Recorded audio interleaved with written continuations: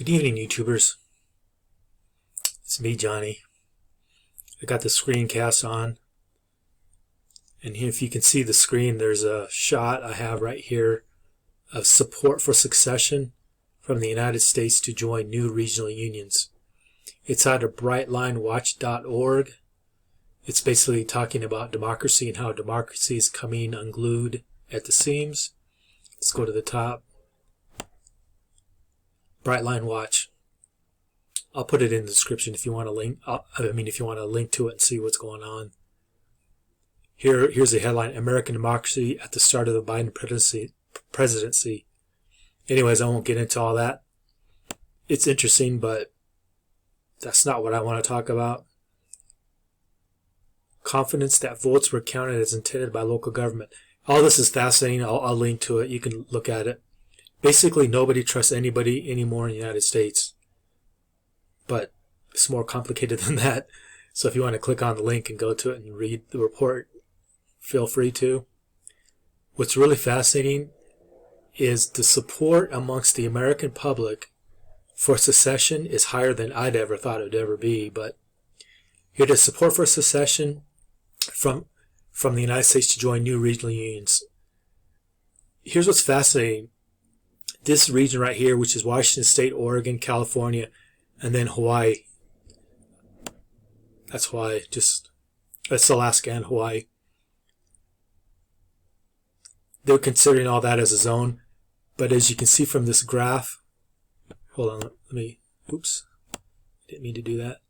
But as you can see from the graph, as you can see from the graph, 41% of people in this zone, which are Democrats because it's shaded blue, support leaving the union, even though the Democrats just voted for Biden for his president. They still want to leave the union. That's what's fascinating about all this. And then 25%, my understanding is, I don't know what color that is, purple or fuchsia or whatever. Those are independents, and then 24% are Republicans. So it's fascinating. With California in general is very, very liberal and Democrat. And during the Trump administration, the Governor Newsom made noises about starting a region like this and then, in theory, leaving the United States or seceding. Anyways, it's fascinating. They won the election, meaning the Democrats, and Democrats in these areas still want to leave the United States, even though it's being run by Joseph Biden. Now here, if we go to the mountain states, it's interesting even more so. It's about evenly divided. 30%, 36% of Republicans say they would leave, and only 34% of Democrats.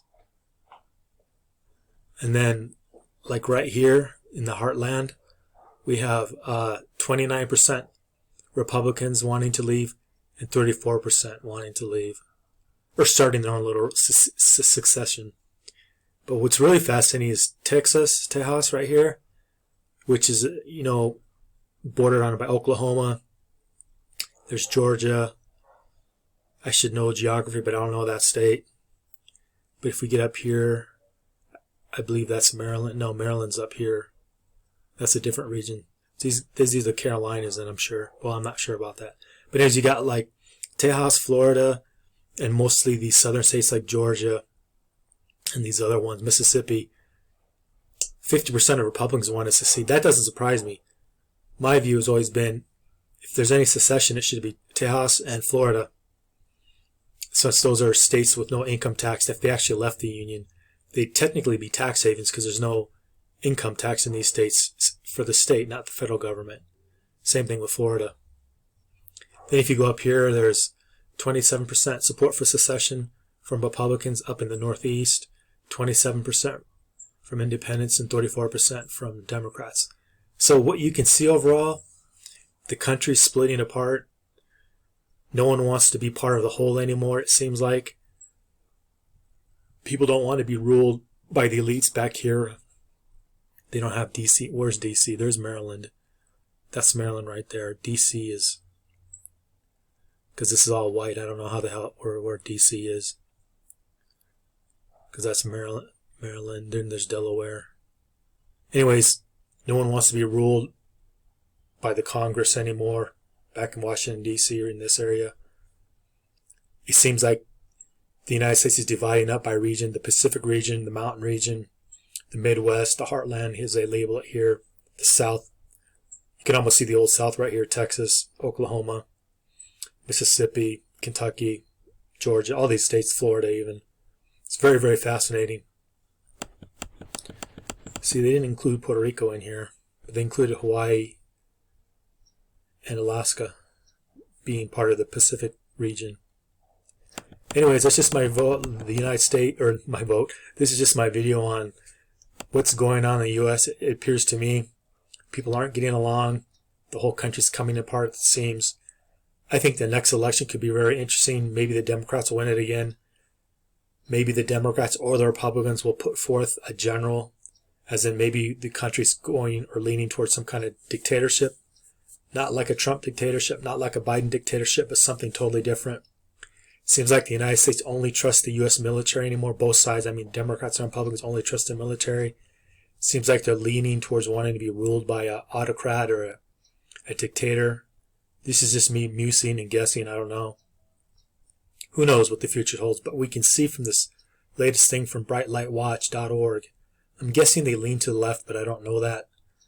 I'll put the link in the description so you can read it yourself. But it seems like it's more of a left-wing kind of operation.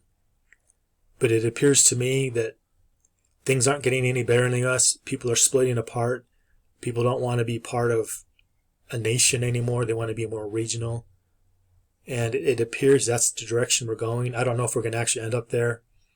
I think the establishment will do whatever it takes to keep the union together, even if it means enslaving people and keeping people as serfs. But I prefer decentralization or even secession. Decentralization, secession is going to rule the day ultimately, I think. If they do keep the nation together and we go towards some serfdom, some new serfdom, personally, I don't really want to live there anymore if that's where they're going. That's why I have a plan B. Anyhow, I'm going to upload this. I have another video on the way that's taking a while to upload. Basically, my next video after this is why I chose to live in Central America, what decision process I went through to come here, and why I see as benefits as opposed to other regional countries or other countries in South America, and where I would go if I couldn't live in Central America or Guatemala. Things like that. Anyways, you know the drill. Like, share, leave a comment. Thank you. Have a good evening.